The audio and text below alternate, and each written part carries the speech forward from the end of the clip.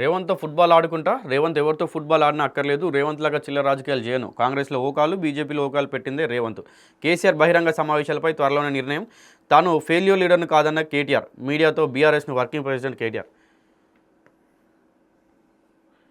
ఏం లేదు, ఇగో వీళ్ళు వీళ్ళని అంటారు, వీళ్ళు వీళ్ళని అంటారు, అంతే. ఇదే న్యూస్, ఇదే మనకు వీళ్ళు రాజకీయాలు, ఇదే వీళ్ళు చేసేటువంటి ముఖ్య రాజకీయాలు. ఒక్కరు కూడా అభివృద్ధి నుంచి మాట్లాడరు, అభివృద్ధి చేయరు. ఈయన ఏమంటారో చూద్దాం. ఇక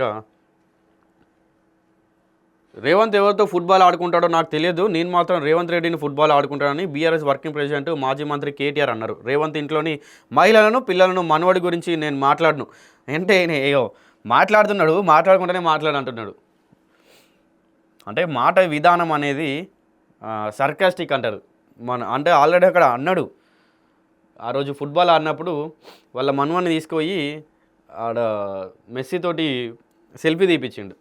వాళ్ళ ఇంట్లో ఉన్న వాళ్ళు వచ్చిళ్ళు, ఎమ్మెల్యేలు, మంత్రుల వాళ్ళ కొడుకులు, వాళ్ళ కూతుర్లు, వీళ్ళందరూ వచ్చి ఫోటోలు దిగిళ్ళు.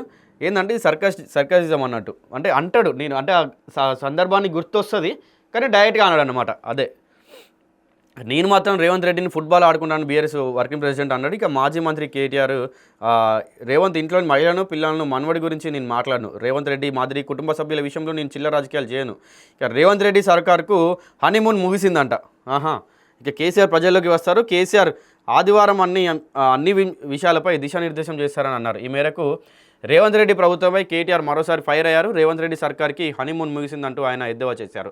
శనివారం తెలంగాణ భవన్లో ఆయన మీడియాతో చిట్ చాట్ నిర్వహించారు. ఈ సందర్భంగా ముఖ్యమంత్రి రేవంత్ రెడ్డి ఆయన ప్రభుత్వంపై కేటీఆర్ తీవ్రస్థాయిలో విమర్శలు గుంపించారు. ఇక లోకల్ బాడీ ఎన్నికల తర్వాత బీఆర్ఎస్ పార్టీ మెంబర్షిప్ కార్యక్రమం ఉంటుందని కేసీఆర్ బహిరంగ సభలపై రేపటి సమావేశంలో ఉంటుంది నిర్ణయం. అంటే ఈరోజు సమావేశంలో నిర్ణయం ఉంటుంది. ఫిరాయించిన ఎమ్మెల్యేలు కాంగ్రెస్ పార్టీ ఆఫీస్లో ప్రెస్ మీట్ పెట్టి బీఆర్ఎస్లోనే ఉన్నామంట. పెద్ద కామెడీగా ఉందంట. నిజంగా కామెడీ ఇది. ఎందుకంటే ఇష్టం వచ్చినట్టు అంటే ఇప్పుడు పార్టీ ఫిరాయింపు చేసిర్రు, కాంగ్రెస్ పార్టీలో పోయి బీఆర్ఎస్ని ఇష్టం వచ్చినట్టు తిట్టిర్రు. మళ్ళీ ప్రెస్ మీట్ పెట్టి లేదు మేము కాంగ్రెస్లోకి పోలే బీఆర్ఎస్లో ఉన్నామంటున్నారు. వాళ్ళని నవ్వాలా, వాళ్ళని చూసి ఏడవాలా, ఏమనాలా వాళ్ళని అర్థం కావట్లేదు నిజంగా. జనాలు ఏమన్నా పిచ్చోళ్ళలా చూస్తున్నారా జనాలని వీళ్ళు అర్థమవుతలేదు. ఇక పంచాయతీ ఎన్నికల విషయంలో రేవంత్ చెప్తున్న 66% నిజమైతే 10 మంది ఎమ్మెల్యేలతో రాజీనామా చేయించి బైపోల్స్కి రావాలంట. ఓ నాయన, ఈయన ముచ్చట ఏందో అర్థం కాదు. మొన్న ఇక్కడ బై ఎలక్షన్స్లో ఏమైనాయి, అంతకుముందు ఎంపీ ఎలక్షన్స్ అప్పుడు ఏమైనాయి, మళ్ళా ఎందుకు ఆయనతో పెట్టుకుని రేవంత్ రెడ్డితో పెట్టుకున్నాడు ఎందుకు? ఏదో మీరు చేసుకోరు, ఆయన చేసుకుంటాడు. ఇక బీఆర్ఎస్ వర్కింగ్ ప్రెసిడెంట్గా నేను ఫెయిల్ కాదు, నేను వర్కింగ్ ప్రెసిడెంట్ అయ్యాక 32 జిల్లా పరిషత్ 136 మున్సిపాలిటీలు గెలిచాము. రేవంత్ సీఎం అయ్యాక సొంత పార్లమెంట్ స్థానాన్ని కూడా గెలిపించలేదు. నేను ఐరన్ లెగ్ కాదు, రేవంత్ రెడ్డి, రాహుల్ గాంధీలే ఐరన్ లెగ్లు. పంచాయతీ ఎన్నికల దెబ్బకు ఎంపీటీసీ, జెడ్పీటీసీ ఎన్నికలను ఇప్పట్లో నిర్వహించారంట. చూద్దాం మరి ఎప్పుడు నిర్వహిస్తారో చూద్దాం. మొదటి మున్సిపల్ ఎన్నికలు నిర్వహిస్తారు. అలానే గ్రేటర్లో మున్సిపాలిటీల విలీనం సక్రమంగా జరగలేదు. జిహెచ్ఎంసీని 3 కార్పొరేషన్లు చేయాలనేది రేవంత్ రెడ్డి ఆలోచనగా ఉంది. అయితే గ్రేటర్ ఎన్నికలు ఎప్పుడు పెట్టాలనే దానిపై కూడా సీఎంకు స్పష్టత లేదంట. ఇక 2028లో బీఆర్ఎస్ అధికారంలోకి వస్తుంది. ఫార్ములా ఈ రేసు, కాళేశ్వరం, ఫోన్ ట్యాపింగ్ కేసుల్లో ఏమీ లేదని రేవంత్కు అర్థమైంది. రేవంత్ పాలనకు పంచాయతీ ఎన్నికలే ఫలితాలు నిదర్శనమట. కాంగ్రెస్ పాలన దెబ్బకు పరిశ్రమలు ఆంధ్రాకు వెళ్ళిపోతున్నాయి. విరూపాక్ష అనే కంపెనీ కర్నూలుకు వెళ్ళిందంట. కాంగ్రెస్ పాలనపై ప్రజలు అన్నీ గమనిస్తున్నారు, టైం కోసం ఎదురు చూస్తున్నారు. నిజంగా మీరు కొట్టుకోండి, అంటే కాంగ్రెస్ బీఆర్ఎస్ కొట్టుకోండి, కానీ ఏమంటారు వీళ్ళు పరిశ్రమలు ఏవైతున్నాయో అవి ఏపీకి వెళ్ళిపోతున్నాయి. ఇంకా ఇప్పుడు ఏపీ అభివృద్ధి అవుతుంది. వాళ్ళు అదే ఉన్నది, మీరు కొట్టుకోండి, పరిశ్రమలు మాత్రం మా ఏపీకి పంపించండి అన్నట్టు ఉన్నది వాళ్ళ కథ కూడా ఇప్పుడు. ఇక సరైన సమయంలో కాంగ్రెస్కు రేవంత్ రెడ్డికి ప్రజలు సరైన తీర్పు ఇస్తారని, ఇక 42% రిజర్వేషన్లు పార్టీ పరంగా ఇవ్వమని చెప్పడానికి రేవంత్ ఎవరు? మేము పార్లమెంట్లో ఎన్నికల్లో 50%, అసెంబ్లీ ఎన్నికల్లో 30% సీట్లు బీసీలకు ఇచ్చాం. ఆయన నుంచి నేర్చుకోవాల్సిన అవసరం మాకు లేదు. మార్కెట్ యార్డులు బీసీలకు ఇచ్చాం. అలానే విద్యా ఉపాధిలో బీసీలకు రిజర్వేషన్లు ఎందుకు ఇవ్వరని అన్న. ఇక అఖిలేష్ యాదవ్తో పాటు ఫ్రెండ్లీగా ఉండే బీజేపీ రాష్ట్ర అధ్యక్షుడు రామచంద్రరావుకు బాధ ఎందుకన్నారు.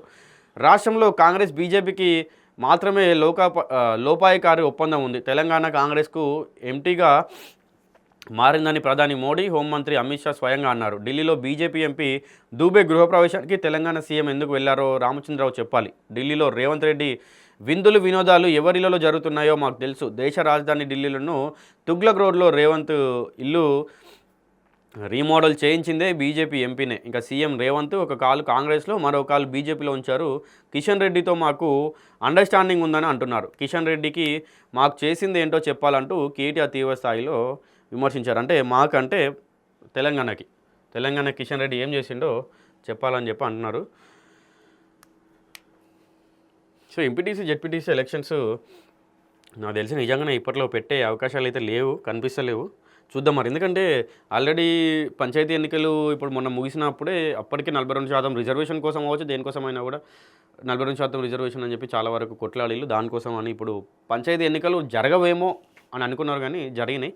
మరి కనీసం ఎంపీటీసీ జెడ్పీటీసీ ఈ ఎన్నికలైనా కూడా 42% రిజర్వేషన్తో జరుగుతాయా లేకుంటే ఎట్లా జరుగుతాయి అని చెప్పి కూడా చూడాలి.